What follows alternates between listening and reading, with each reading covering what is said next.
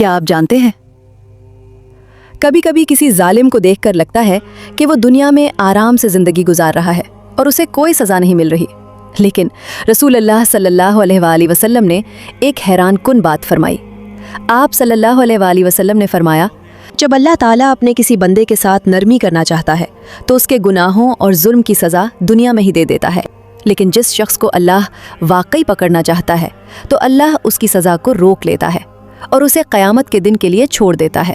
और क़यामत की सज़ा इतनी सख्त होगी कि अगर आज मज़लूम को इस सज़ा की शिद्दत का अंदाज़ा हो जाए तो वो भी ये नहीं चाहेगा कि जालिम को इतनी सख्त सज़ा दी जाए। इसीलिए नबी करीम सल्लल्लाहु अलैहि वसल्लम ने फरमाया, जुल्म से बचो, क्योंकि जुल्म क़यामत के दिन अंधेरों की शक्ल में आएगा। सहीह मुस्लिम 2579।